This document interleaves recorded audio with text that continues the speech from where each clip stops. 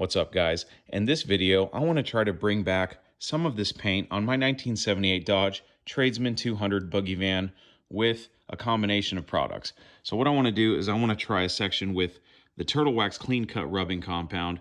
I want to try another section with the Turtle Wax Clean Finish Polishing Compound.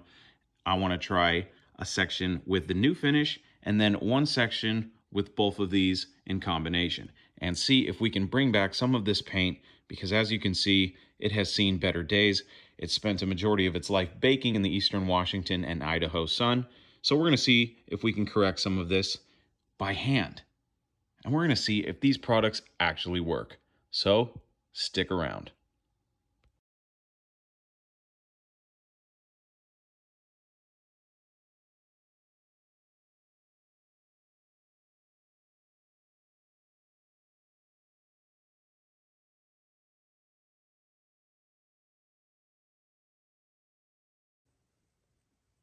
Okay guys, here are the results.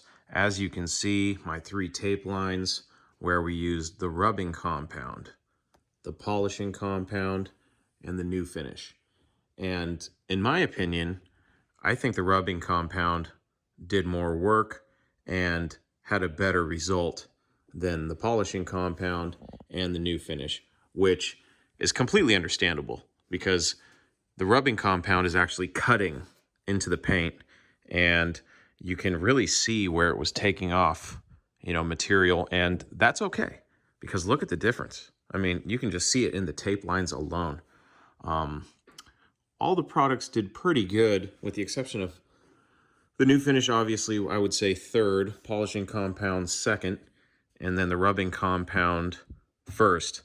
But I also have not used the polishing compound in combination with the rubbing compound. So what I want to do is I want to run some polishing compound over this section here and just see if I can get it any better.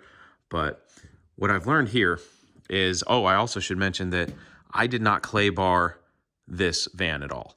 I did wash it at the car wash. So there is tons of contamination in the paint, and it's just not nice. And even where I got the rubbing compound on there, it's still gritty. So, I'm probably going to run some clay bar over this whole thing before I go to it. But I am going to do it by hand just because I can control it a little bit better. And this is not going to be a perfect paint correction. I don't even want to call it a paint correction.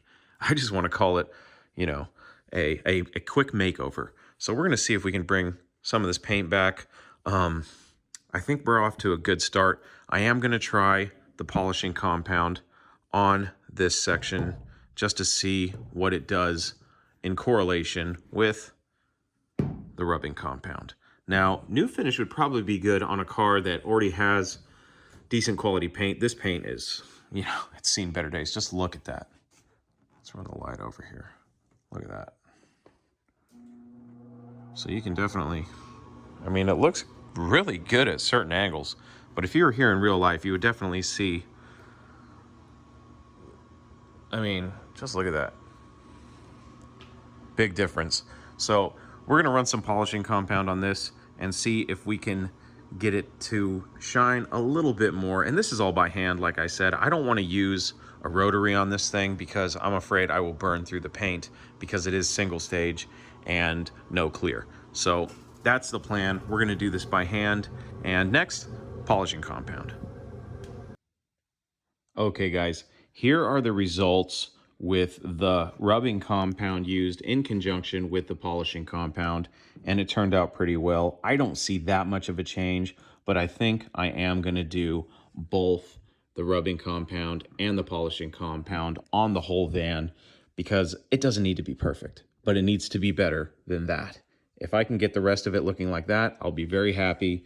And, this is just, let's be honest, we're just shining turds. You know what I mean? This is a big turd and we're going to shine it up. So I'm going to do all of this by hand, no machine, and we're going to see what kind of results we can get on the whole thing after I clay bar the whole van, because I want to make sure that the surface contaminants are out of it.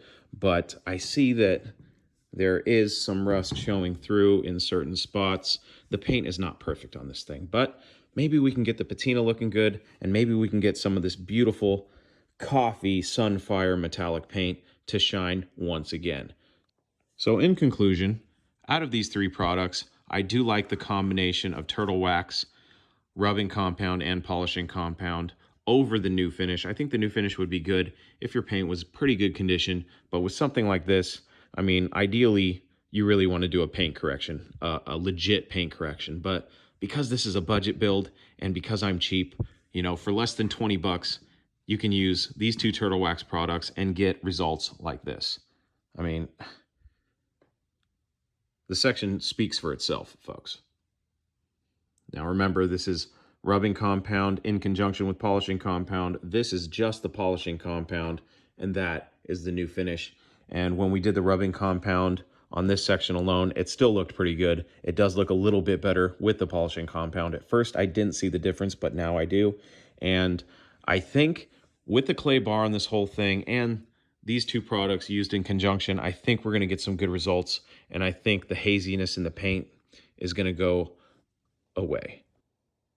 So I do believe that the rubbing compound in conjunction with the polishing compound is going to do wonders on this paint. And we're going to see what the results look like once I get it all done. So stay tuned. Thanks for watching. You can follow me on social media at Talking Mopars Podcast. Find out more about the show on TalkingMopars.com. And don't forget to subscribe. Until we talk again, my name is Chris Albrecht, and that was Talking Mopars. No Mopar left behind.